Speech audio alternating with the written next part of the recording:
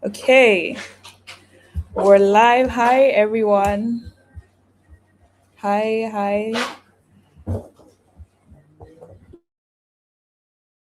Okay, cool. Okay, hi, everyone. Welcome. Thank you so much for being here and joining us today. Welcome to our session titled Women, Money, and Independence. And, you know, we're going to be talking about money basically and how, it relates to women across life generally. And I want to start by being honest about why we're having this conversation. I think many of us grew up in home where money was handled, but we never really talked about it. It was never really explained. And we've watched our mothers manage entire households, stretch what shouldn't have been stretched, carry financial weight and do a lot of things basically. But nobody ever, probably sat us down to say, okay, here's how money works, here's how you should think about it. And this Women's Month, we really want to, champion that conversation and start the conversation. How does money work for women? How should we think about it? And so a lot of us had to figure it out on our own. It took time. A lot of us are still figuring it out. And basically, that's what today is about, right? It's going to be an honest conversation about the things we don't say out loud, about the things we're not allowed to say out loud, everything that you want to have or talk about when it comes to money. This is going to be like a safe space for it. How to start investing, how to think around your savings, how to actually ask for a raise at work, how to negotiate everything around your financial life. We're going to be talking about it today in today's live session. So thank you once again for joining. My name is Susanna Prophecy Daniel. I am Senior Product Marketing and Comms Associate here at PiggyVest. And today's session, we're joined by two incredible women um, who are going to be our guests and going to be speaking on this subject and, answering all your questions and covering it from all angles possible. I have Praise Orji and Seunfunmi Okuntola, who deal with money professionally every single day and who also navigate everything you navigate as women in Nigeria. So the insight you're getting, you can trust that is real. It's practical and it's coming from people who understand the context. So before we dive in, you can drop where you're joining us from in the chat. And if there's a money question you've been sitting on, something you've never felt very comfortable talking about or asking, you can put in the chat. This is your space. There's no question too basic or no question or topic off limit. So yeah, let's get into it. I'm going to have Praise do an intro real quick. She's going to introduce herself briefly, and then SF is going to go next. So yeah, Praise, you have the floor. Hi everyone, my name is Praise Orji. Here at PiggyVest, I'm a senior treasury and investment associate, where day to day I deal with handling the investments of the company across our various products. I have a BSc in economics from Covenant University, and I have passed the CFA level 2 examination. It's a pleasure to be here. Right. Thank you so much, Praise. SF. Hi, SF. Hi everyone. Pretty excited to be here actually. My name is Sean for me. I'm a certified fraud examiner. Piggy Tech, basically, I'm the, I like to say the Olopa. But yeah, I'm a fraud and investigation analyst at Piggy Tech. I was listening to Praise speak and I was like, oh, sure, that it just dawned on me that oh yeah, my BSc actually comes into into the picture. But yeah, I studied information technology BSc level, so it kind of makes sense that I'm doing what I'm doing. But again, I'm really excited to be here. Hello, everybody, again. Right. Right. Thank you so much, Praise. Thank you so much, SF. So I think we're just gonna start where everything starts, right? Your story, your money story. Before we talk about strategy or numbers, I think it's important that people hear, you know, how money really works and how we think around it, right? The real version. So I'm going to come to you first, SF. Can you tell us a bit about your own journey with money, what your relationship with it was like growing up, and how it's evolved right now? What does that look like so far? That's an interesting one. I think a lot of people would agree that they have like the same or very similar experience with money. So growing up, I had my mom, so it was just a lot of my mom doing a lot of things. there was always a business. There was always one business or the other. We're always starting up something. We're always trying to set up something, and from a little I'm reselling something to, oh, we now own the factory. Like it always had that progression. So yeah, I saw a lot of that going on. I obviously had to be invested in that as well, carrying things about, speaking to customers and all of that, and getting my pocket money from it. So, my experience really wasn't.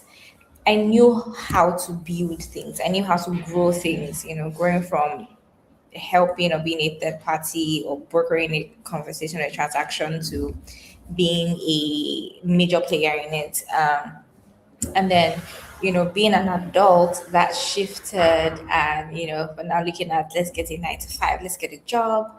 We're earning a salary. That was a big shift for me because I went from pocket money and then getting paid from helping my mom to fixed income. It didn't. It was a big shift, but I had to learn again. I had to learn how to handle what I was getting. I had to learn how to find stability in it, because for me stability was in doing the work and getting the returns daily. But now I'm on a fixed monthly income, so yeah, that shift was a lot at first, but it's going. We keep learning every day, but it's good. Right, right. Thank you so much, SF. I think first we'll come to you next. Like, what has your own journey with money? What has it looked like over time? Growing up, how has it evolved to this current state now, to this present time? Okay, so I think my money story is quite different. Growing up, my dad was working in a bank, so I kind of already had an idea that yeah, it's good to save, it's good to invest. I even watched him like enjoy income from his dividends and even rental income, so I knew that growing up that once I'm an adult that my job will not be sufficient for me. I have to, build that investment culture. And I mean, when I got my first job, I was essentially living for myself. But now I've grown, I'm a wife and a mom right now. So I'm having to find that balance between, okay, this income is no longer just for me. There's someone else that is waiting to receive their own share of the income. So now I'm having to find that balance between, still prioritizing my investments and still being there for my family. Right, right. Thank you. I like that we've had like very diverse sides of the coin when it comes to like your money story, but from you, SF, and also from you, Praise. I think that actually leads into the next question. From both of your experience, your backgrounds kind of really helped with how you interacted with money, even up to like adulthood and how you did the transition. But I think something that's also very important to note, especially across board for most women, is that there's a lot of intimidation or not sure how to start the money conversation. So many women still find talking about money intimidating. How did you learn to feel confident making these financial decisions, especially during the transition phase, like from your story yourself going to like a fixed income? There's a lot of changes happening there, and also for praise. So how did you learn to feel confident making these financial decisions, especially from a background where we weren't encouraged to talk about money?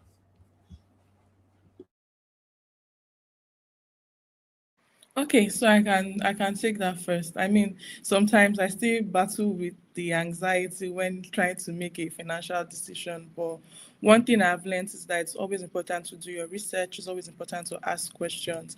It's also important to build a community of people you can have like money conversations with. So I discovered that by the time I'm done doing my research, asking questions, if I still feel anxious or if I still feel some level of on clarity, then it's probably not the right decision, and that applies both to investing and to spending. Yes. Right, right. Thank you, praise. As if you want to go next. Uh, I will be very honest. Having money conversations,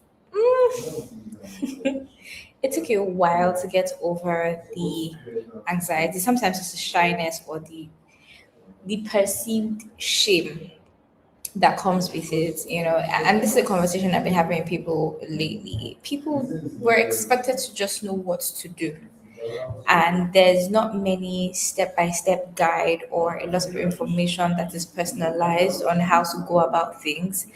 And so when we think of money, we're just like, okay, everybody just thinks I should know what to do. So it took me a lot of time. It took me a long time to figure out how to have those conversations, what questions to ask, um, and who to ask. That's also very important, you know, because you're around people that seem to have it figured out, and then you just Yeah. realize that people think that you also have it figured out. I'm like, "Ah, okay, so we all just don't know." Yes, it took a while. I'm getting there, but I'm learning to ask the right people, especially because my network of friends and acquaintances, have grown and improved over the years. And I'm realizing that, oh, yeah, there's people in my space that I can talk to about these things. I can actually direct me on what to do. So, yeah, I would say that. But ultimately, I'm still a very quiet babe about my money. So I'll go from asking vague questions. So imagine somebody is earning this. How can they do this? I went from that to being open Yeah. and saying, look, I don't know what to do with my money. This is what I have. What do you think I should do? And I'll ask a few people and just hear their thoughts around it, because again, everybody has different exposures to money and thoughts around it. So I gather, and I'm like, this makes sense, and then I make a decision for myself. But I think that's for me. Right. Right. Thank you, Praise. I think I actually, can relate to that point where it's like, okay, you're trying to, okay, I can't tell you that this is for me, but imagine, assume a situation that somebody has this exact money. But I also think that it's like possibly that there are strategies that you can use, maybe even some techniques that you can use. Do you want to share some of those techniques that you use to break the ice when it comes to money conversations? Because one of it is to create a scenario. But what are other techniques where you can use to actually assess, like, okay, I want to talk about money. Maybe I don't want to be too direct, but or I want to be direct. What are some strategies or techniques you can actually use in that situation, to make it more easy for us to have these conversations as women? Do you have some that you want to share? Okay. I mean, first off is the scenario situation. I just create a scenario that pretty much is about me, but act like it's not about me. But I've also grown confidence in some areas and with certain people. Let me put it that way. You, I give people information to the degree I think that they can handle it. I'm not going to trust you with that aspect, because to be very honest, it's a very vulnerable part of my life. I still consider it very vulnerable. So I'm not going to trust you with that information if I don't think that I can trust you, generally. So I do scenarios, sometimes with certain people that I know that handle maybe way more than I do. I just ask them directly that, okay, you know what, I have this X million naira, what do you think I should do with it? Or I earned this. Um, this is what I've been doing so far. But it just doesn't make sense to me. What do you think I can do with it? Sometimes I could ask for um, guidance generally. Also, what are you doing with your money? I ask them those questions. What are you doing with your money? Oh, okay. So you do this. Okay, that makes sense. And I ask a number of people. That means I know more about what's happening outside than just my small cubicle of my environment. So that helps me as well. Just create scenarios, gauge the people that you want to have the conversations with, and then also ask them back what they do with their money. I think that works for me. Right. Thank you. Thank you so much, SF. And President, this next question is going to be for you. I think a lot of this comes down to the fact, and this is why we're even starting from here, because the very first thing we have to break when it comes to money is the mindset of quietness. And that mindset thrives in the fact that there's a lot of anxiety there's a lot of fear, there's a lot of what if, there's a lot of maybe they're going to judge me, if I tell this person how much, if I tell they're probably going to look at me some type of way. So how do we really, like, as women, you know deal with this, or beat the anxiety of talking about money? What are some ways that it can become less frightening to be open and in a work setting and be like, oh no, I want to push back on this, I want to negotiate, or when somebody offers you something, you are confident. How do you get to that point where you no longer have money anxiety? Because I think that's a very, very that's the foundation for all that we want to do or even talk about. So yeah. I think SF already kind of answered this question in terms of when you start talking about it, you discover that you eventually build that confidence in being able to talk about it even more. If I've had like if I've tried my scenario test with you, and I kind of like your response, it helps me to open up more to you. But if the response just felt a bit, like you're looking down on me, then you probably wouldn't hear that money conversation from my mouth anymore. So, I mean, from those initial responses I get from you, I would know if I can come to you for more money conversations. Yes. Okay, thank you. So like basically like a rain check, like let me see what's going, let me feel, let me feel this out first. And I think something you've also mentioned as well as SF is that you need to be sure that there are people you can have money conversations with around you. I think this is so important for us as women. That somebody in your circle you can trust this person with conversations around money. When it comes to money, that helps a lot. So yeah, thank you so much to everyone who's joining in. We can see the comments. If you're joining in from wherever you are in Nigeria, thank you for joining in today. You can drop in your comments, let us know. I think we're just going to move on to like the next half of this, and we want to talk about saving, right? When it comes to money, when it comes to finances generally, there's the conversation of saving, but there's sometimes you don't feel like you have enough to save, and because you don't feel like you have enough to save, you never save. So what would you say is the first step to actually building the habit of saving consistently? What should that look like in actuality? Like, I want to start saving, I always feel like I never have enough to save. How do I break out of that loop? Praise, this is for you. I would say you start by doing. Just to elaborate more on that, one thing I've discovered is when for people starting out their saving journey, PiggyVest already kind of does the heavy lifting for you in the sense that if I have a PiggyVest account, all I need to do is probably automate my savings. And the first step for someone who hasn't saved before might be to open a PiggyVest account and get your savings automated. You think you don't have enough, but what's important is that you need to build that habit and you have to be consistent with it. I mean, by the time you look at things you probably need to spend on, you might not be encouraged to spend, but as you build that habit, it gets better as your income grows. So yes, I would say start by opening a PiggyVest account. Okay, okay. Thank you, Praise. So absolutely, you have to start with what you have. That's like the first. You start by doing, just like Praise has said, whatever it is you feel like you can let go. Luckily, you have PiggyVest to automate some parts of that. Okay, I can put 2,000, I can put 3,000. Eventually, one day, maybe you can do more than that. So thank you, Praise. Start by doing. I think my next question is something we've seen come up repeatedly, especially because we're talking about saving.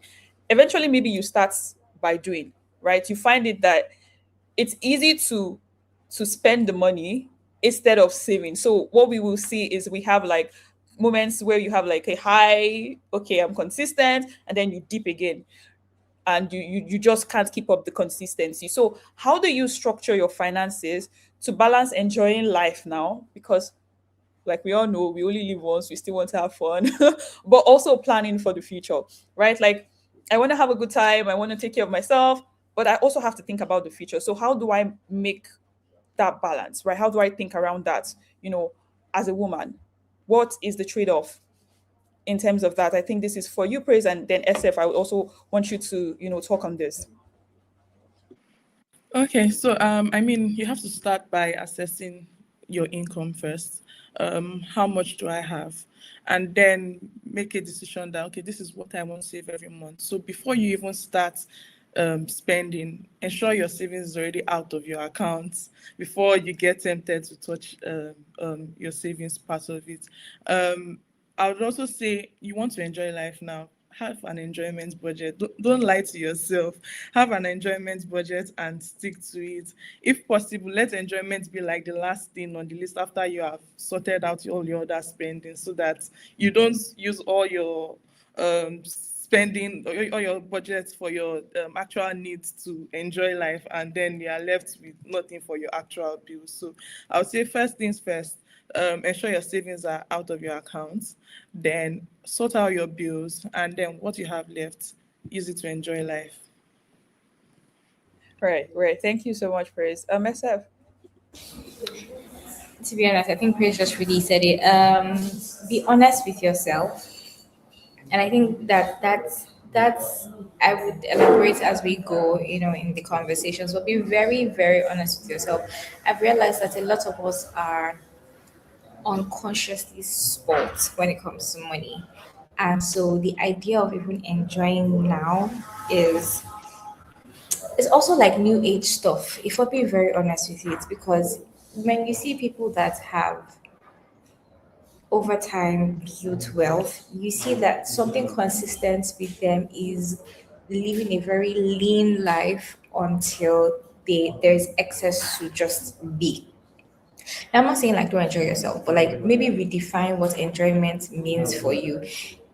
Pick the very little things in life that really, really matter to you, and not like when you're just splurging on things, right? Because that really works. Like enjoy, but be honest. We're lying. We're lying. Like I don't need to buy a bag every month because I'm gifting myself something. I don't need to buy hair every month because I want to gift myself something. Do you get? If I earn a crazy amount of money, maybe I can do that. But even at that, people that earn crazy amounts of money don't even still do it like that. So let's be honest with ourselves.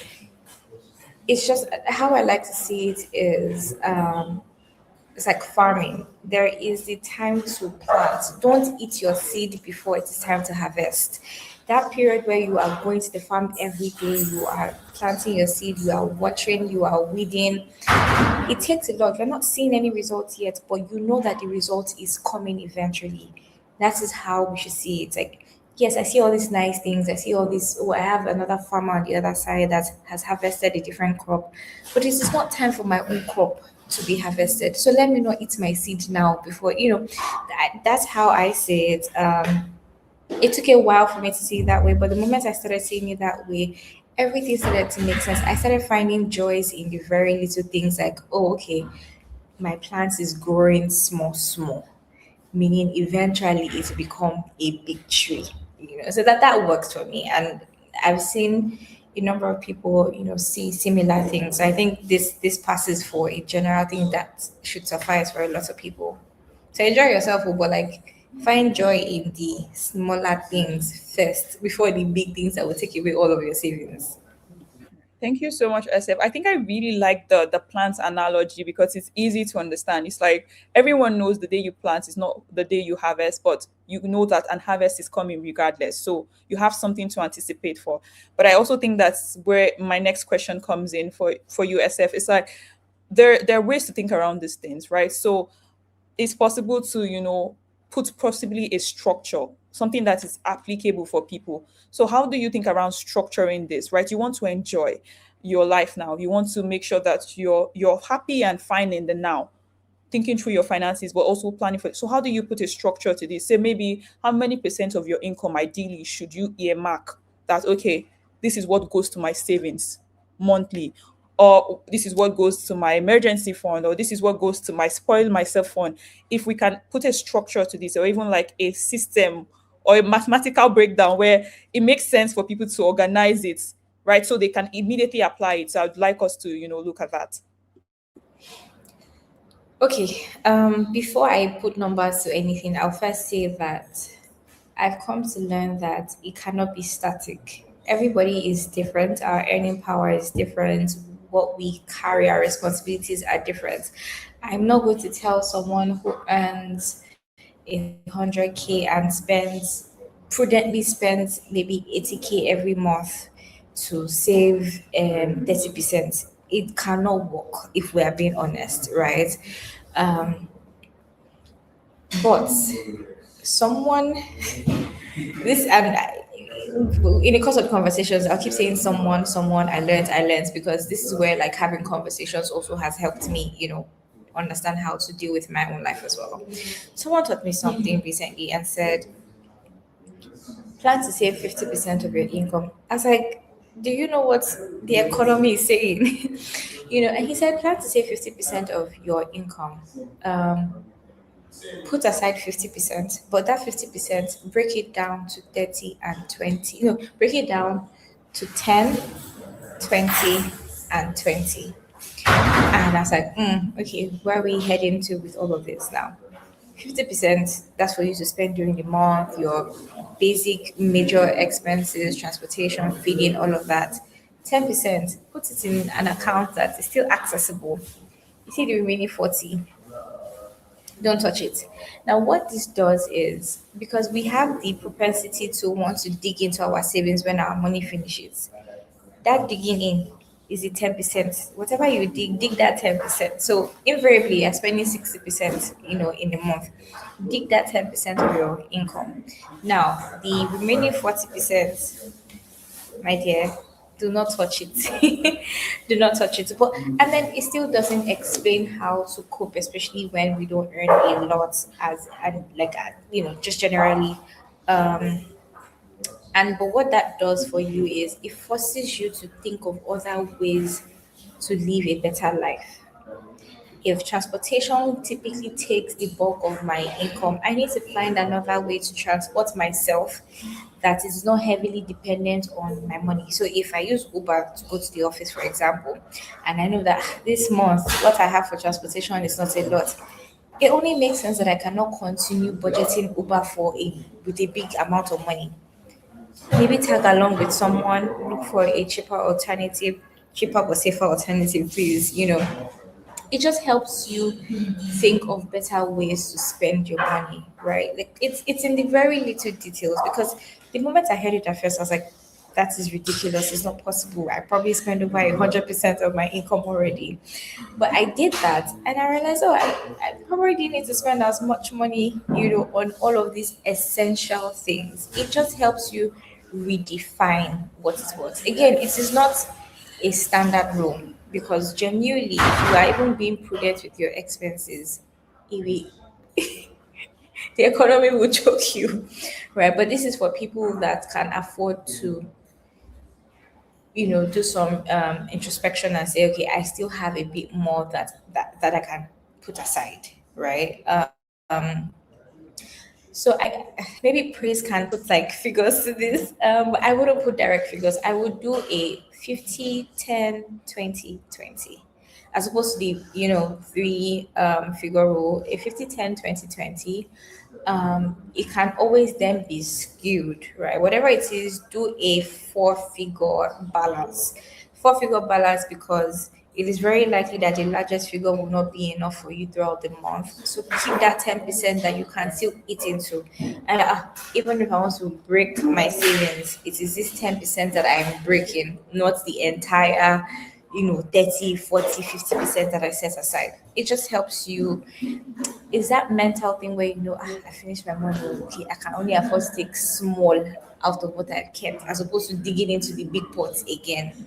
That's what I would say. So just find the balance between what your reality is. Don't compare your own to another person. Somebody will tell you, oh, do 70, 20, 30. If it works for you, okay, but it doesn't work for everybody. It cannot work for everybody, is what I'm even saying. So find what works for you. Thank you so much, SF. That was so comprehensive. I think that a lot of our viewers are very in line with that in terms of like putting the structure of that to how you currently save and think around saving. So thank you so much, SF. Before we go to the next question, I know a lot of people have joined us during the course of the conversation. So if you're just joining, welcome. This is our panel session on women, money, and independence. And basically, we've been talking about money, right? All the conversations that is too hard for women to have regarding money. Today, we want to make it open. So if you're just joining in, thank you for joining. You can let us know where you're joining us from, and you can also drop your questions that you have regarding money in the in the chat, for our speakers to answer through the course of the conversation. So yeah, thank you once again. I think we're going to move on to the conversation of income and growth because this was something that we saw come up a lot, right? And this is going to be for you, Praise first, and then also SF. This is a conversation that came up a lot for our community. A lot of people wanted to know or want to know, how do you grow your income or your side hustles? Because at the core of it, savings, planning for savings, or even saving become easier when you can earn more or when you earn more. It just becomes more streamlined. So I think a lot of the thinking also has to come from the side of income growth. So what advice do you have for women looking to grow their income or side hustles? How do you think around it? How do you structure it? What do you need to put in place? Basically the entire flow for like the strategy around, I want to be intentional about increasing the money I earn. Yeah, I think that's where we begin. Okay, so in terms of income, one thing we need to realize as women is that income grows when your value grows. So if I'm giving my company more value, then it should result in more income. If I'm, giving my clients or my customers more value, then it should lead to an increase in income. So, I mean, you need to start by thinking about how do I give my clients or my company more value? What skills does my company need? What skills do my customers need? What products do my customers need that I'm currently not providing? How do I, increase that value to them?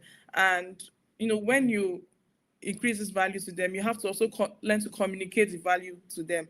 So I mean, your employer might not consciously be aware that you are offering more value to the company, but you have to be the one to communicate that value to your employer, communicate that value to your customers. Oh, we currently offer you this service, but do you know that we can offer this as well to whatever service we're offering you? All those things would help to increase your income. You also have to think of it in the long term.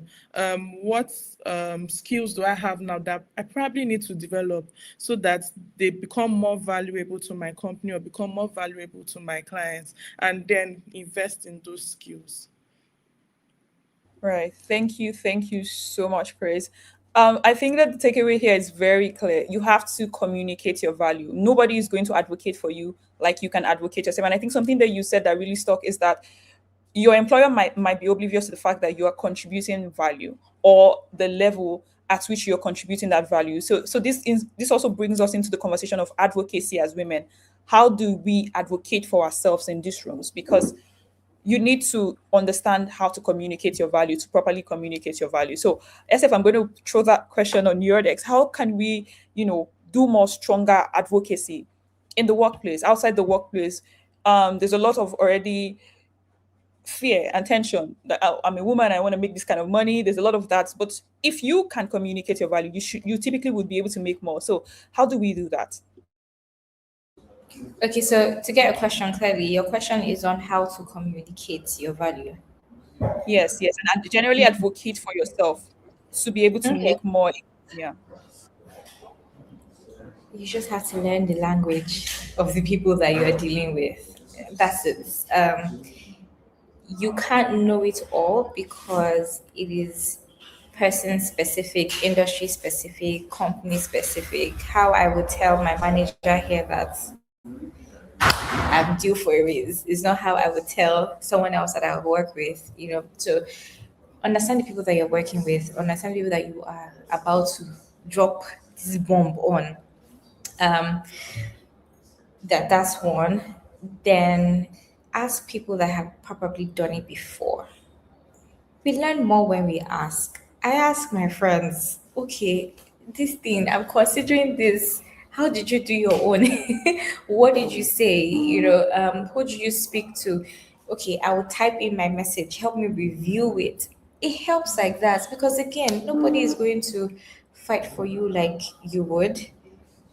So just try. The only thing you can do is try. If you don't try, you will just keep lamenting, and that's the truth. Like, you would only keep lamenting. So yeah, I would say learn the language of the people that you work with or the people that you're about to have these conversations with. One thing I would say as well is document your work. Know what value is. You can be doing a lot of work, and if the lot of work is not what they consider work, if the lot of work is what your employer, what your customers consider work or good work, my sister, you're working in vain. Right. I say that know what your employer considers value. You can be doing and pulling an all-nighter and doing all of that stuff, and it's just you can even communicate that, oh, this is what I did X, I did Y. But if that's not the direction the company is taking, you can be running in the opposite direction. It might be very valuable in another 2 years, in another entire different company. They might see that value. But if in the company you're working with, what they consider value in that moment is something different, switch. Don't be too rigid that you cannot switch into or switch to something else. And that's very important. If you see, oh, what the company is considering growth for the next 1 year is this, how I can achieve this is this. Maybe just, find ways to develop skills that position you in that direction. When you switch to another company, you learn another skill. At the end of the day, all these skills are added to you. Like, it's for you. Do you get? The company would benefit, but it's still your skills. You would always be able to sell yourself high because you've gathered all of this at the end of the day. So I would say that speak to people that have done it before. Um, when you're speaking to them, also be honest. And that's why I started off with honesty. Be honest to say, okay, this person that spoke about an increment, what value do they have? Did they actually have the right to ask for this? And then bench it against yourself. In all honesty, have I really done so much in improving myself to ask for XYZ? Have I done so much with making sure that I'm saving the company money or I'm making my customers happy? These are things that really count. If you are in the business of dealing with customers directly, you want to get feedback from them. What really makes them happy? If you include a tiny little gift in their package and it makes them come back to you, that's value. If that little gift is valuable enough that they can use, okay, I see why they want to come back to me. So now I can increase my fee because the cost of acquiring this gift is not cheap.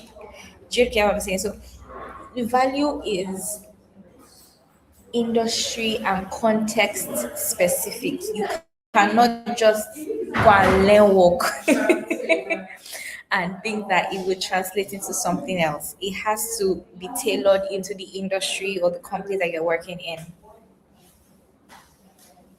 Wow, thank you so much, SF. I think there's literally nothing to say on that front. I think that's as clear as it can be. But I think something struck as you were saying, as you were speaking, because someone had asked in the comment, they were like, "What if you don't work in the office setting or you don't work in a company?" And I think this still applies because you mentioned something around figure out what your customers want, right? Sometime recently, I went somewhere and she just added a little gift tester of her product in the box and she just gave it out like that. And I went back to patronize her because it was that good. And I think that it wasn't even the reason why I was there. It was just like, hey, here's a tester. So it was like figuring out how to communicate, knowing that people were going to be there. How do you reach out to people and bring them in so you make more money? And I think that's just one out of many ways in which you can increase the surface area to earn more as a woman. So just think around that. So thank you so much, SF. I think a lot of people have joined in newly. So if you're just joining, welcome. This is our live session as part of our Women's Day, our Women's Month activities and campaign. It's on money, on women, money, and independence. And we want to talk about money, you know, as women. What does money mean to us? How do we grow it? How do we think around it? Because we don't have these conversations enough. So I'm joined here. right? Two amazing women with context, with understanding, industry expertise from our team at PiggyVest. Oluwaseunfunmi Okuntola, a fraud and investigation analyst on the team, and then Praise Orji, senior treasury and investment associate. And we've been talking money for the past 30 minutes. So if you're just joining in, you're not too late. You're just right in time for the conversation. So you can drop in the comments any questions you have regarding money, and we will answer and we will cover it. Right. So I think we move next to the conversations of negotiation, right? Talking about your work. How do you negotiate for, maybe it's a salary, you are freelancing or you're doing business deals? How can women negotiate their work better, right? How do we think around this? And I think there's a context that I would like to set for this conversation, because we've come from a lot at the start of this session, where we talked about how there's always fear and sometimes there's anxiety, and all of those things eventually influence why women are sometimes on the lower end of the income spectrum. But we have to negotiate regardless. We still have to talk about this, and we still have to have this money conversation. So how can women negotiate their work better? Maybe you're trying to negotiate for a salary, you want to negotiate doing a business. How do you do it better? I'm going to open this question to Praise. Okay, I think I'll start by riding on what SF had previously said. You have to first of all realize what is value to my company. If you are working as an employee of a company, you have to realize that this is what the company is trying to achieve. How have I, contributed to what the company is trying to achieve? Say this year, 2026, my company is trying to grow revenue by maybe 100%. How have I helped them this year to grow their revenue? Or if you are on the other side of the team that deals with the company's costs, how am I helping the company to reduce their costs? You have to be honest with yourself and think thoroughly about it and have your points down. If you then realize that, yes, I'm either actually helping my company to increase their revenue, or I'm helping them to reduce their costs, understand the language of your employer, like SF had previously said, and then find ways to communicate with them.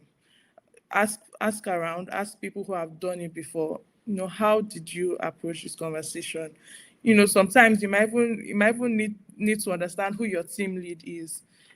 Engage your team lead. Oh, this is how I'm thinking about this.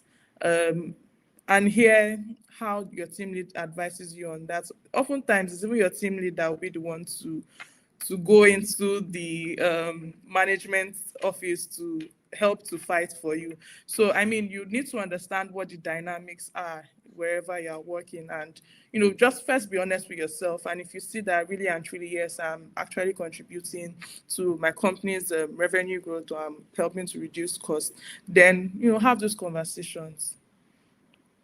Right, right. Thank you so much. I think also, because we also have people who are like in the informal economy, and they don't necessarily work in an office setting.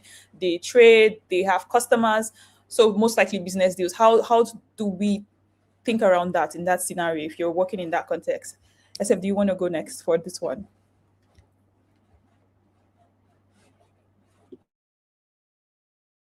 So I didn't hear who you called. Was it me Yes, yes, or yes. Praise?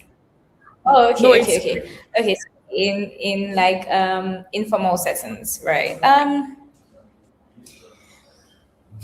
This one is personal, but okay. I would say, just as Praise has said, but maybe look at it from. Let me give a perfect example of how this comes to mind. I have a family member who sells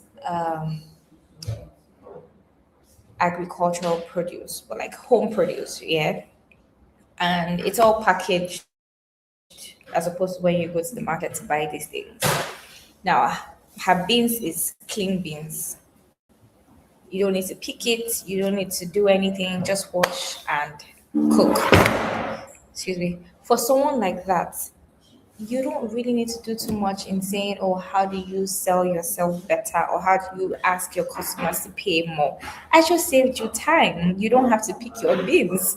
I've done that for you. I've taken out that process for you. Just cook your food, right? And that's why you see a lot of people are going into like packaged stuff and all of that. Everybody's trying to add some extra value to something that they already or that already exists. You're not necessarily creating anything new because it's nothing new. You are just adding value to something that already exists. You are improving something that already exists. So if you are in the service business, say you are a janitor, everybody cleans the house, but it goes an extra touch to say that, oh, after cleaning, I have a spray that I can put in the room. And then when my client comes back into their house, it smells fresh. Whether you clean the house well or not, the house smells fresh. Right? So it's just those little things. By the time you're asking, to say, oh, we need to move our price from 10,000 naira or per clean to 12,000 naira per clean, it's already somewhere in their heart because they're like, no, I would prefer that this person continues to clean my house, right? Again, it's all about value. Praise already mentioned it. Value would sell and sell and sell. It will take you from where you currently are to where you need to be, but you cannot just go about requesting. And I think another thing that I've seen a lot, especially in this period where the economy is economy, people just say, oh, we want to increase our rates because of the economy. Even the person that will pay the money is also going through the same thing in the economy, right? So you want to make sure that there's a stronger reason for the person to agree because people are okay paying for something cheaper just as long as it gets done. But why should they stick with you? Give them something else to work with. If I buy from this brand, it makes me feel this way, appeal to the things that matter to them. If I go to this studio, this is how I feel when I'm in this studio. The professionalism, the cleanliness, maybe the extra things that they give me on the side. It's just one of those things, right? It makes it easier to bargain for something else or for something more. But again, I'm just speaking to the informal setting. Chris already did the formal setting and all of that. But yeah, to the informal setting, you are doing your business differently. Service or product, think of it that way that okay, if I sell a product, how do I make sure that when my customers buy my product, it leaves a lasting effect? Is it how my dress smells when it gets to them? Will they think that they need to go and launder?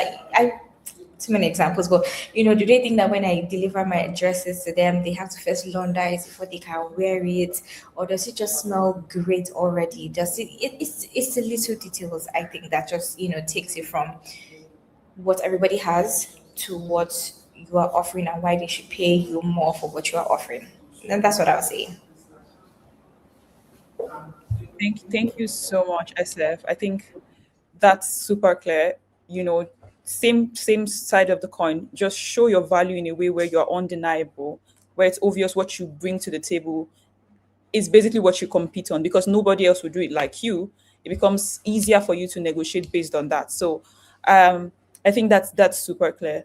So I think one more question, around growing your income and generally increasing your finances.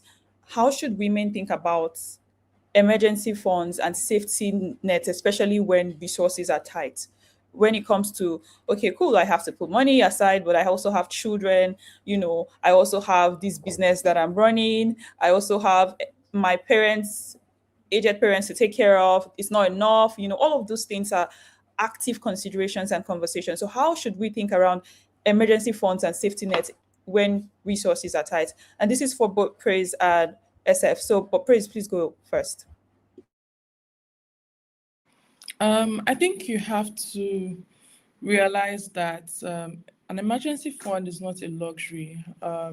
It's a necessity.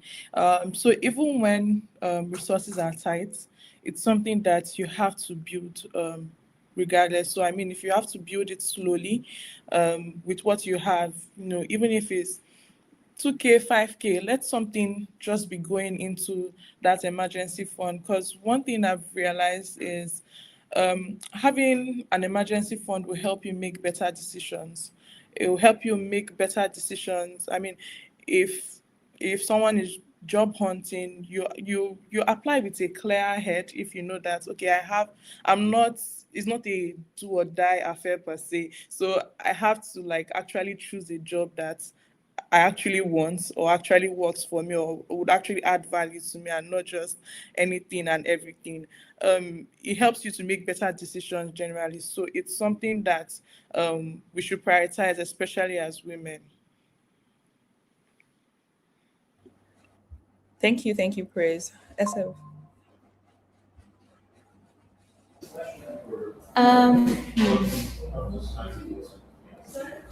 Praise said it. Everybody needs an emergency fund because there's always going to be an emergency in life.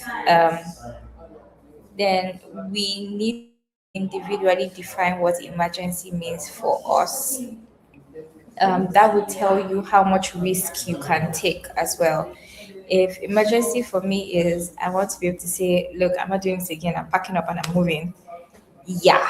If emergency for me is black tax, yeah. If emergency for me is my health, if there's a health concern, I need to be able to handle this. Yes. If emergency for me is being able to cater to someone else, again, I think it's all subjective if you want to put it that way.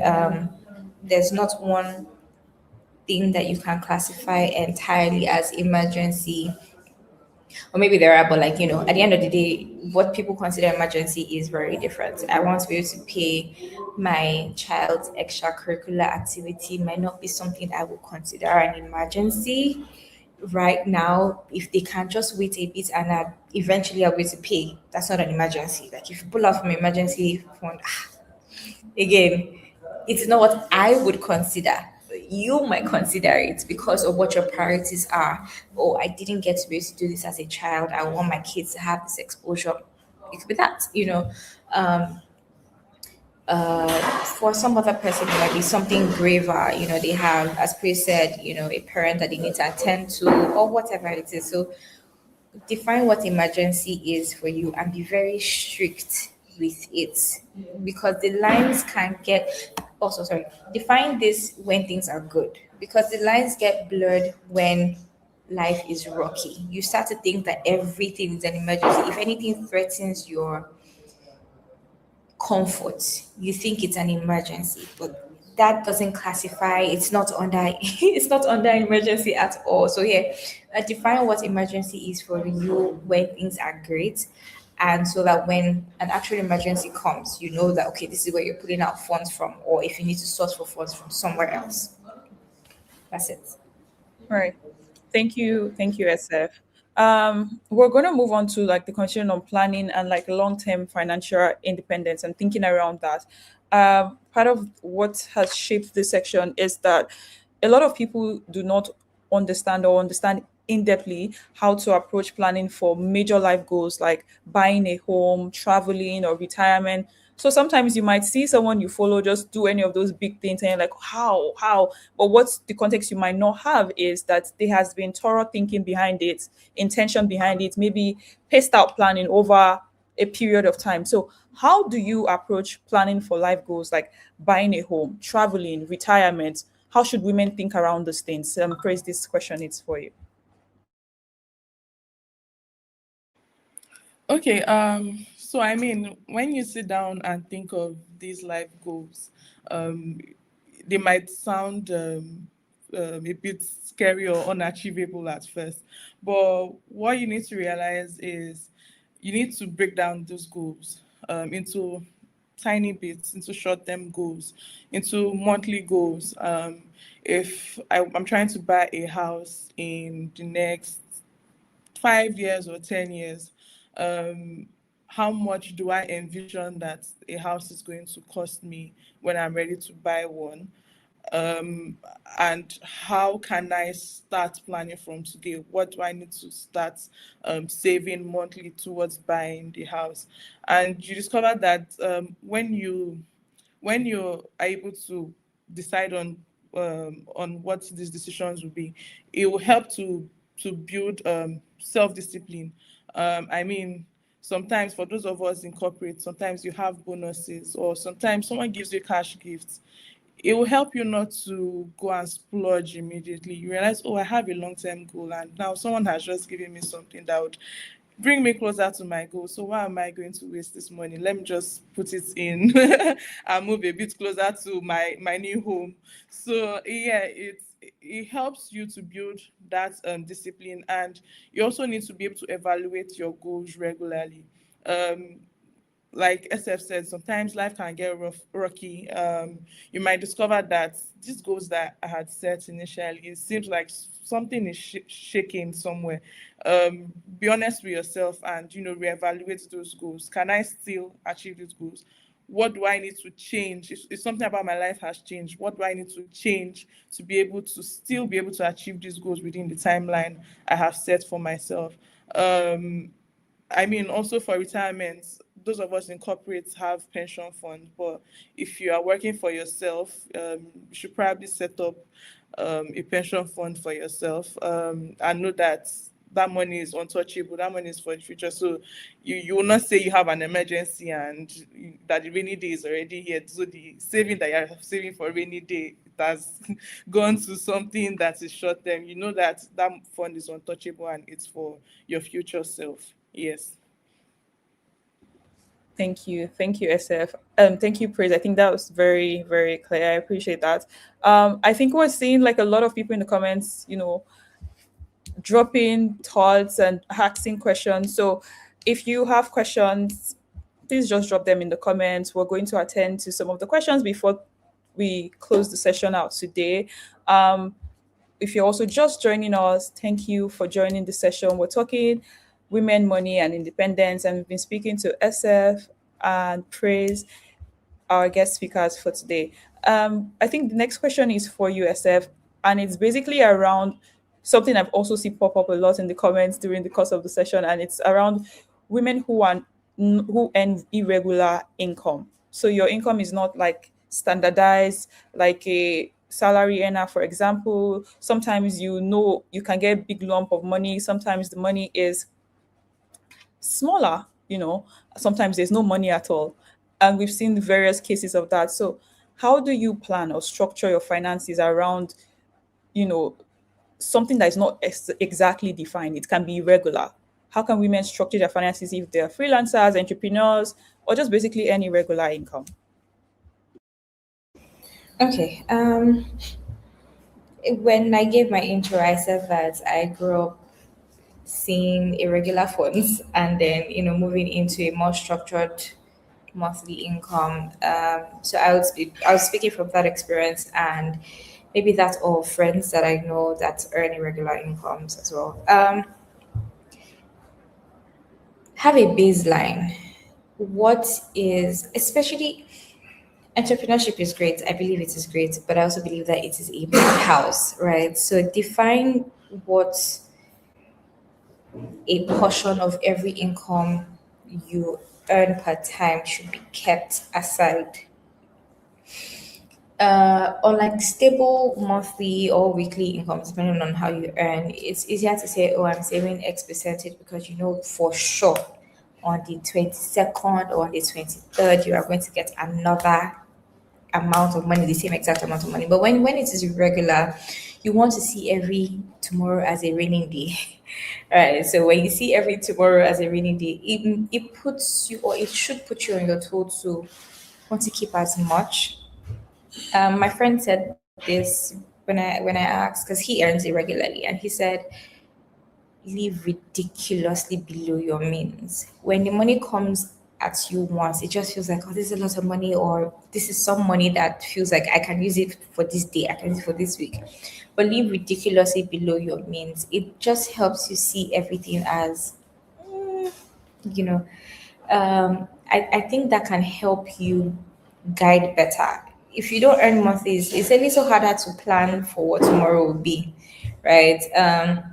I earn monthly, so I can tell you that it's easier to say, oh, I can tell somebody, call me back on the 20 something of this month, and I will give you this amount of money.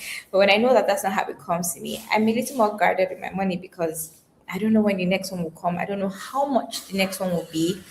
Um, and so, yeah, just plan like that. I would plan like that. Um, you don't want to overshoot yourself because, as with every other person, you have goals as well. So set aside. I think that you have more discipline to practice if that is your if that's how your income comes in. You cannot plan the same way a 9 to 5 is going to plan. You just cannot afford to. It's the life you have chosen or the life that's life chose for you. You can't afford to do it that way. So see every tomorrow as a raining day, and that the hustle needs to continue and it needs to continue harder. Budgets, do a stock of what you typically would spend monthly and weigh it over time. Take an average of what you have earned over the last maybe 3 months, 4 months, 6 months. Okay, this is what I'm likely to earn per month or per quarter. This is what my budget is saying. Do I have extra funds, left? Is there an excess? Or am I in the negative? If you are in the negative, meaning if your budget exceeds your if your income exceeds your expenditure, you need to rework that. Again, as I've said, figure out what you need to take out, what you need to adjust. But if you do have excess, then that is the excess you can consider using for something else. That's what you save, that's what you invest. Well, ultimately, I'll say that. Right. Thank you so much, SF. And I think just to like preface what SF has said, this is also where PiggyVest comes in, especially if your income is irregular. There's some form of structure that our solutions can help you, achieve. So you have safe lock, you can save when the money's there, you earn interest on it. You have target savings, you can save towards a target. You have more flexibility with flex, right? You can save and easily just assess that one occasionally. So there's an option for all categories of people. There's an option for your finance level. There's an option for your day-to-day life with PiggyVest. So you just need to figure out what is my goal, what am I targeting, what do I want to achieve, and there's a PiggyVest solution to hold your hands to achieve that. That's just something to keep in mind. I also, for those who have just joined, I know a couple of people have just joined. Yes, this video and this recording, this session is going to be available for you to watch at your free time after today on our YouTube channel. So it's going to be on YouTube. You can start from the beginning and catch up on everything that you might have missed. Just before we get close to rounding off the session, um, I think my next question would be on raising daughters who see financial independence as something to learn from the very beginning, not as an afterthought, not maybe when you're like way into your mid 20s, late 20s, or even 30s before we start to have this conversation. And this is for you, Praise. I know that as a parent, as a mom, these are things that come up occasionally or come up even as often as they can. So, how do we raise daughters who basically how do we make sure we don't continue this trend of money being something women never talk about or never sit with or never understand or never you know have like that baseline of foundation from early on in our developmental stages. So how do we raise children or daughters that see financial independence as something to own? Okay, this is a very interesting question for me because my daughter turned one recently.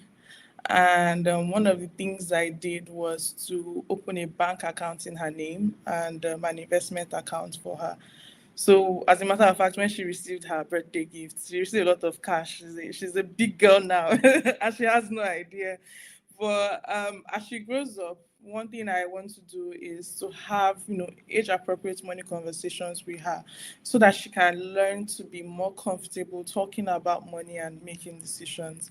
I mean, she would start by learning the concept of saving, the concept of working for your money, and as she grows, learning to even provide value for your money. So it's about having those conversations with her, ensuring that she's able to ask her own questions as well, and realize that this money thing, everyone is really learning. When it comes to investments, everyone is really learning because the market changes, so there will always be questions to ask. So ask your questions and be confident in making your money decisions. Right. Thank you so much, Praise. I think that provides a lot of, context, especially around the conversation of having age appropriate conversations with the children as they grow. I think there's a room for what a 1 year old can understand, and as she grows, she knows numbers, she knows how that adds up. Maybe by 10 you have a very much more solid conversation, but it's like something that should just happen. It's like a conversation that has to happen and not be left out at all. And that brings me to my next question, which is also something that a lot of women will have to deal with eventually as they grow older, or generally in the journeys. And it's on the conversation of financial boundaries. How do you learn to set financial boundaries in relationships, in family, at work, right?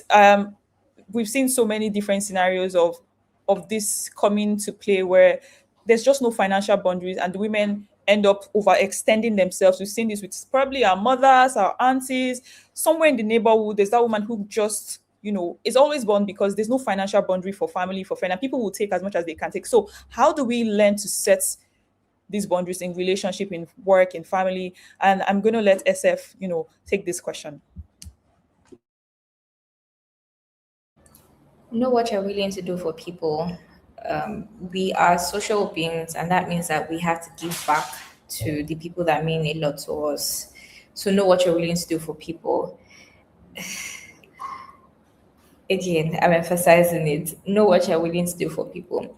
This will be different for everybody, but again, baseline, know what you're willing to do for people, what you're willing to accept, what you think you need to or like what requires your input, right? And how much of that is required.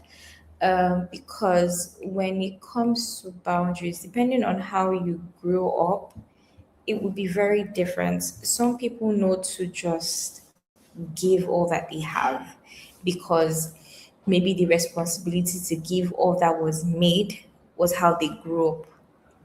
And they just carry it along and they do the same. They just give and give and give and give. And at the end of the day, there's nothing left for them. There's no emergency fund, there's no savings, there's no investment. They just pour.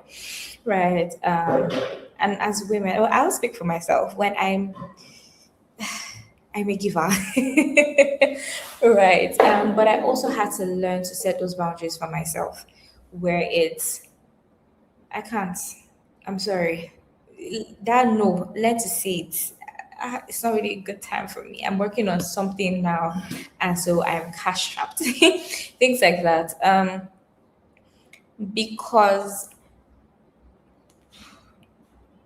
we are the people most considered emotional, and people can easily appeal to that side of us. And it is also very easy for us to lean into that side of us and do more than we typically would be comfortable doing. So if you have 100,000 in your account and a loved one, it could be a partner. Let me put a caveat. I'm not saying your husband or your wife now because, yeah, that's a different conversation entirely. But if we're saying, say, a boyfriend or a girlfriend or whatever it is, or a friend or a family member has then asked you for money or for help, please don't drop your entire 100,000 naira. Maybe don't drop 80,000 naira because that would then be inconsiderate to you. You are first, you are most important in all of this. You cannot give from what you don't have. When you overextend yourself, you realize that you're not even happy enough to go and earn more. You become tired. It's just what it is. I will become tired, right? Don't overextend yourself. Decide what giving to other people means for you. If you're only able to give a certain percentage of money, do that. Give only what you think. If it doesn't come back to you now or ever, you will not lose your sanity. Your entire life will not be put on hold. And if you think you don't have anything that would make you feel that way, my sister, don't give. It's enough. That's what I would say. Just don't overextend yourself because we have the propensity to do that, right? So don't overextend yourself. um carefully consider your life's goals when you are making those decisions for other people, right? Look, I'm going to use myself again. This is supposed to be a safe space. It is a safe space, so let's be honest. Yes, it is I've a safe space. Thank you. I've seen myself overextend for people that matter to me, and it gives me, not because I don't have I can't say no, but it gives me joy, genuine joy to see that they are happy, that whatever they are dealing with has been solved by something I had, especially when I think I can make it back again. But the problem with making it again is that I then will now set myself back a maybe like 10 miles or 100 miles from my goal, right? I would rather cut out my enjoyment budgets to help you than the one that I have put aside for emergency or investment. I don't play like that anymore. So yeah, I've had to set those boundaries for myself. You just have to figure out what your boundaries will have to be as well. But don't overdo, don't overextend, don't over anything. All right. Thank you so much, SF. I think something I took away from that is to learn to say no. I feel that's also important for a lot of us. It's like, okay, I'm stressed. This person just called me from the house. If I don't send money, they're going to, everything's gonna scatter. But sometimes learn to say no. Heaven will not fall. Hopefully. Sometimes let it scatter. It's okay for it to scatter because things are scattering in your own life and nobody has helped you. So Yeah. let it scatter. Right. Praise, I'd like for you to, add something to this conversation. How do we navigate this? Because it's something that comes up a lot. Yeah, so I think I'm going to answer this question as a first daughter, which I am. I think one thing I've discovered is learning to identify my priorities and just working with that. Anything outside of these priorities, if there's extra cash somewhere, maybe a little, I might not help you everywhere, but maybe a little. And the other thing is I've also realized that life is sweeter when everyone is doing well. So it doesn't have to be always me all the time dropping money. I mean, my siblings too. You guys should take some of this responsibility. It shouldn't just be me. So I would most likely prioritize things that have to do with their self-development. Trying to ensure that everyone around me can also stand on their own, so that they aren't always relying on me for things. Yes. Thank you so much, Praise. I really like that you raised the angle of being the first daughter. I think for a lot of African home, we know the extent of responsibility that comes with being the. It's almost imbued for you to overextend if you're the first daughter. It's like everybody's problem is somehow your problem, and your own problem is nobody's problem because you have to be there for yourself. So the strategy to have other people self-develop, make sure that they can put in, they can contribute, it's not just you, is literally one of the best. I always recommend it. Let everybody have something doing, even if you can take the brunt of the responsibilities, or if you can bear it, or split the money amongst, I'm going to drop 50, you drop 20, you drop 30, let's bring it together and solve this problem as a family or as a team. So yeah, thank you so much, SF and Praise, for how insightful this has been. Just before we wrap up, if you're just joining us, you are still right on time somehow.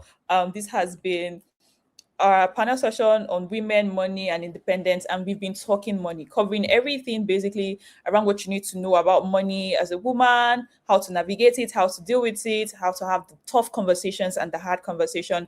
And today has really been, a good session with our speakers, um, Praise Orji and Oluwaseunfunmi Okuntola. So before we close out, I think there are just a couple more questions, especially a lot of people want to know in the comments around investing. How do you start investing? How do you think around investing? What should you invest in? Where do you keep your money? Stocks. There's a lot of conversation on stocks. There's a lot of conversation on. There's just a lot of. So people want to know about investing a lot. So I'm going to have SF take this first, and then Praise take it right after. So we want to talk around investment, right? Let's Hey, see. would have Let's given the see. investment mommy, but okay. Okay, okay, yeah, yeah, So definitely. I would take it from a personal point of view, and then I'll let Praise do the professional, the professional bits. Yeah. Hmm. Invest in what you know is what people say, and it is good. But sometimes I'm able to take some risks. I've learned that I'm actually able to take some risks and invest in what the people I trust know. I'm laying that foundation now. And I'm saying this because it took me a bit of time to catch up with how to work my money. And so I try not to lean just on the things that I know. I like to lean on people that have gone ahead and I can see clearly that it is working well for them.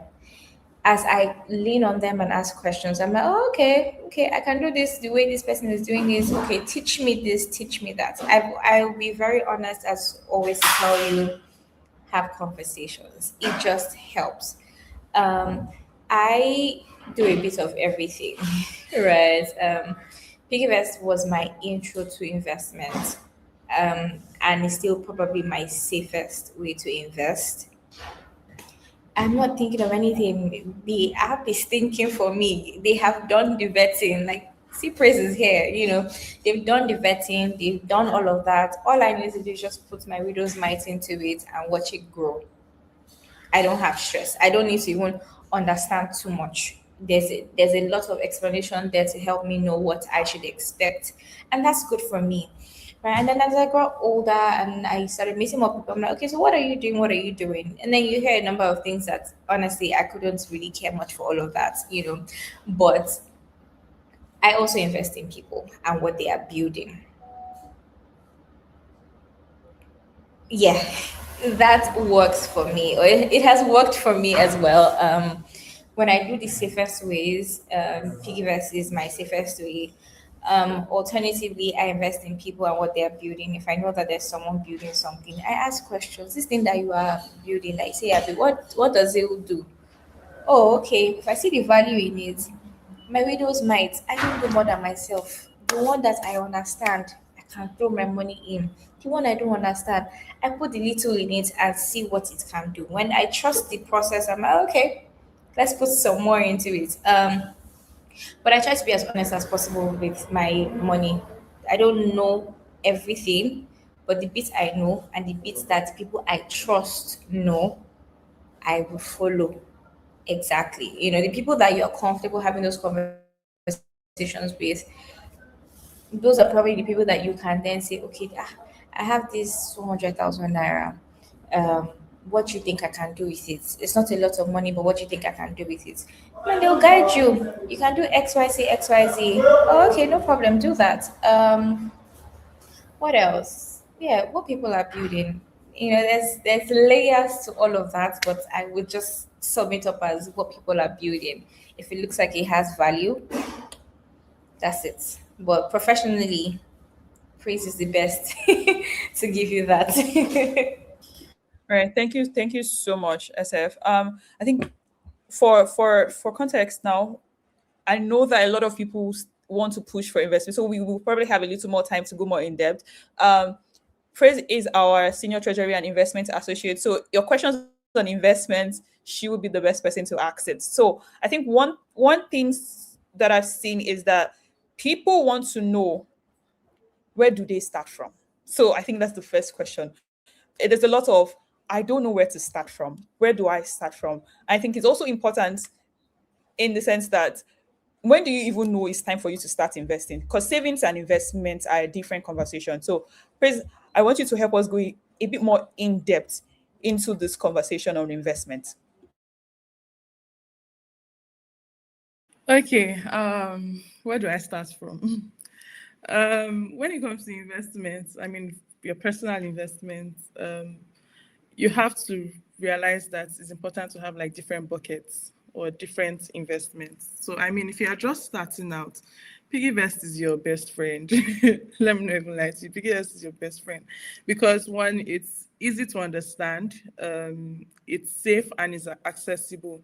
So I mean, you can start with as little as 5K, and then as you build your wealth and as you understand your how much risk you are willing to take, you can now look at other options. You can now look at equities. You can now, you have equities require a bit more research. You have to look at the company. You have to look at their financials. Do you understand what this business is doing? Do you understand how they make money? Do you understand the kind of things that can impact them?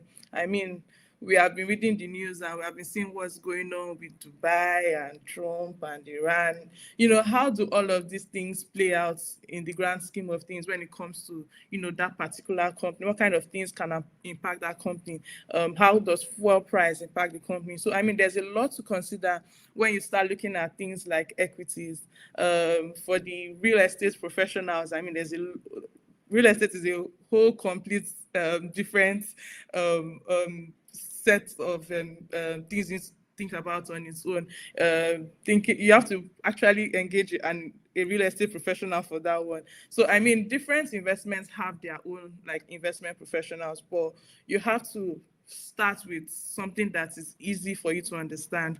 And as you grow in your investment journey, as you are asking more questions, then you can now know how much risk am I really able to take.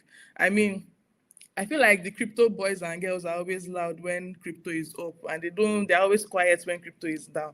So if it's crypto that you are looking to do you actually understand what you are investing in, or are you doing it because they are balling? Just know that when it crashes, everybody will be quiet. So you have to know how much risk am I able to take. I would say have most of your investments in safe assets, and then know, okay, if it's 1 million that I want to put in this risk assets, I know that if something happens to my money, I'll be fine. I'll still be okay. I won't land in the hospital. So you have to have that honest conversation with yourself to know what is your risk appetite, and then ask questions about some of all these other more risky instruments. I would also say invest in yourself. I mean, SF talked about investing in other people and their businesses, but also investing in yourself. I mean, you are a career person, take your professional certification seriously. If it's an MBA you want to do, just ensure you are developing yourself and you are able to provide more value to your company. It goes back to value and your income as well. If you're investing in yourself, then you should be seeing more income as you grow. As a business owner, investing in yourself might look slightly different from what it looks like for those of us that are in the corporate world. But invest in yourself, invest in your business. Don't just make money and you go and spend all the money, or you go and put all the money that you're making from your business in crypto. Invest back inside your business and keep growing from there. So I mean, there are different investments, but like I said earlier, start with something that is safe. That should be where most of your investments is. Invest in something that is easy to understand. If someone comes to you with an investment or investments, I put it in quotes because sometimes they say investments, but it's a scam they are running. If it's too good to be true, just please carry your slippers and be running away from that place. So always understand whatever it is that you are investing in. Yeah.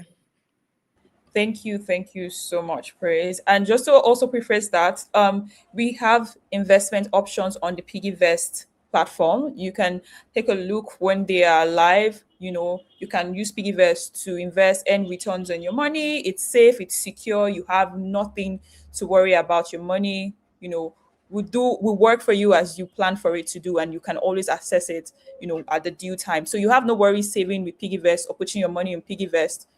100% you can be sure or guaranteed that it is safe.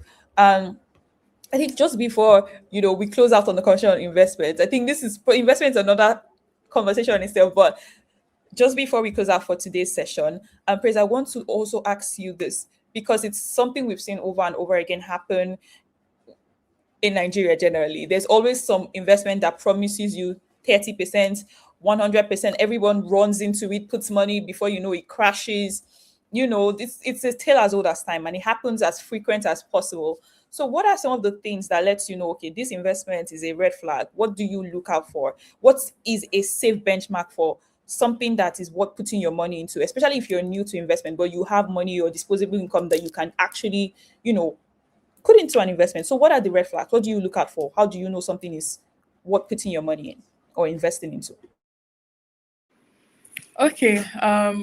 First things first, I try to understand the business. How are you, or how is this investment making the money that it's going to promise me?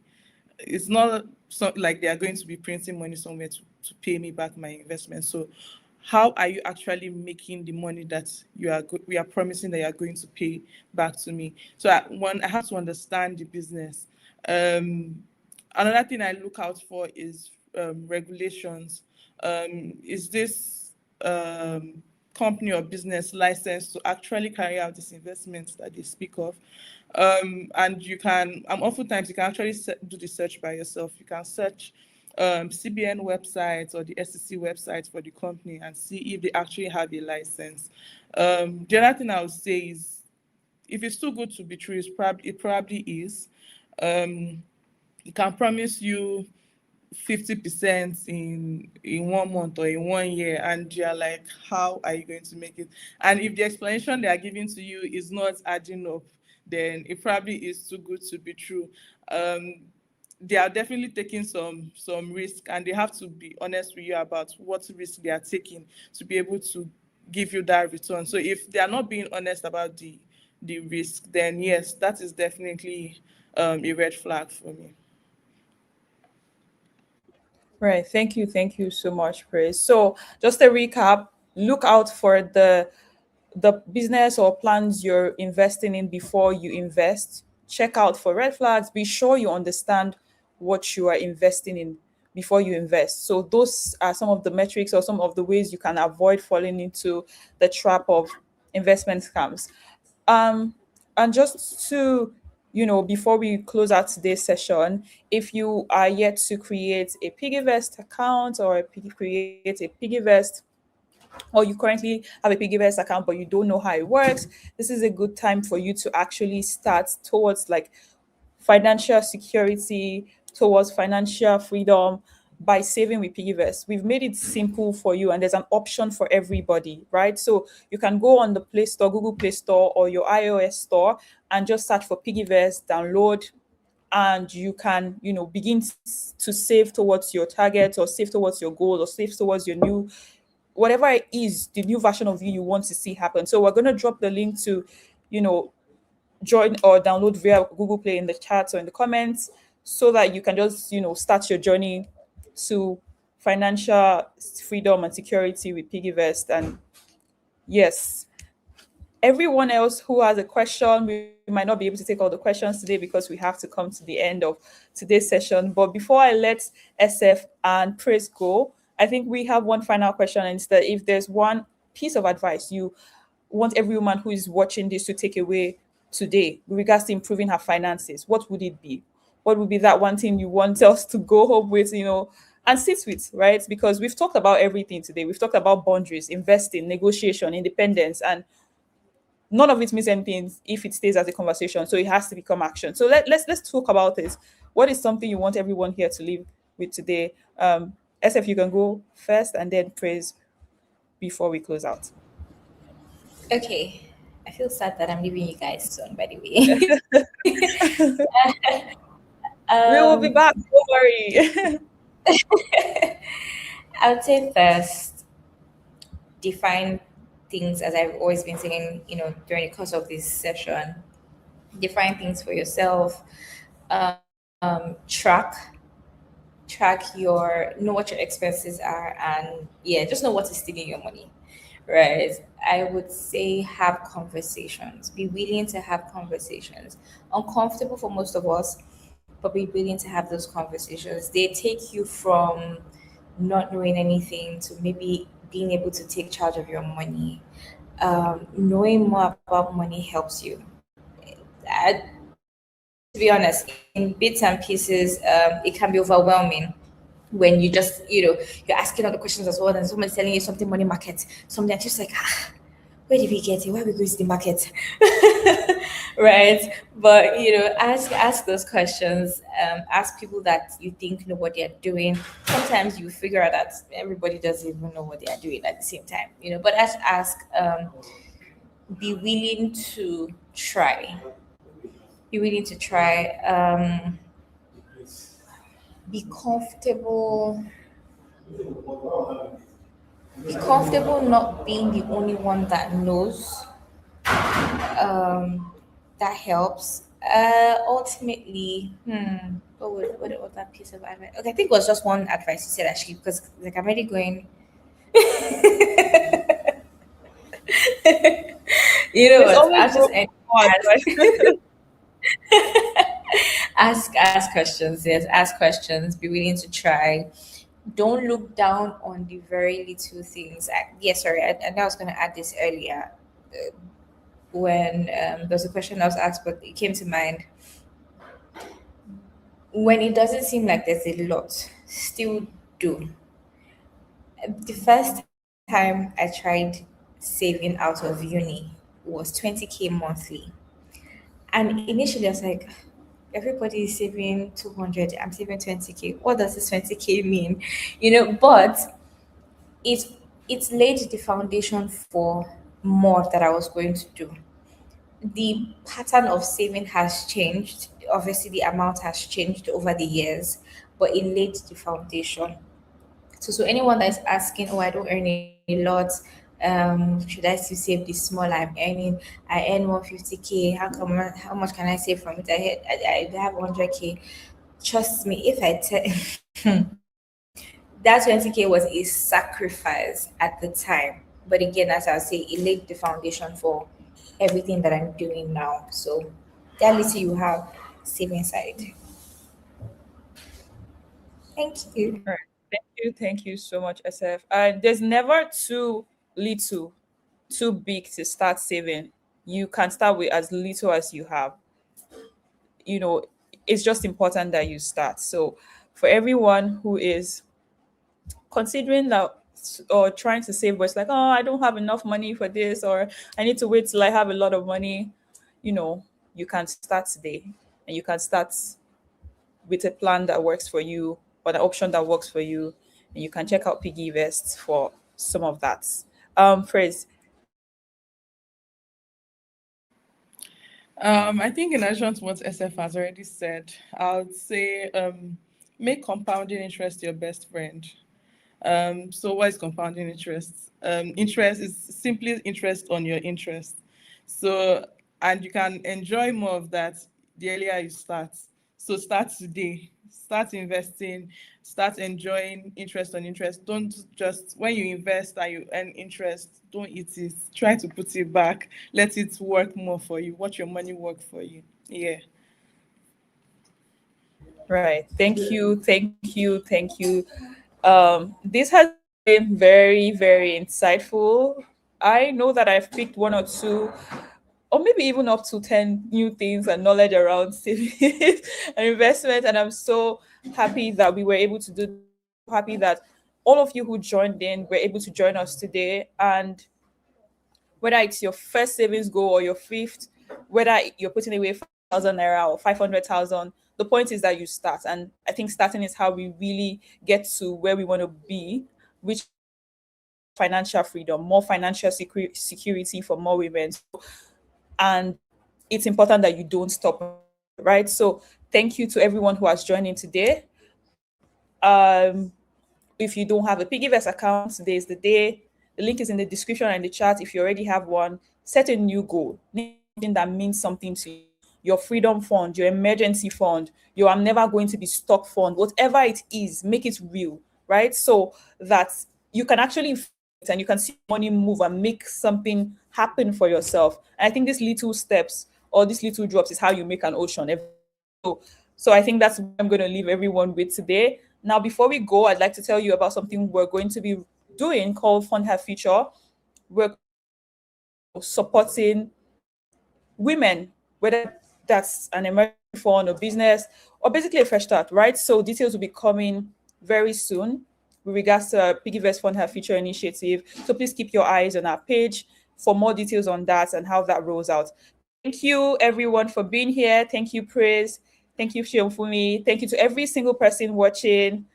Right? So this conversation doesn't end here. Take it home, take it to your group chats, take it to your sisters, and we'll see you next time. Thank you. Bye, everyone. Have a good day. Have a good rest of today. Thank you. Thank you so much. Have a good one. Bye.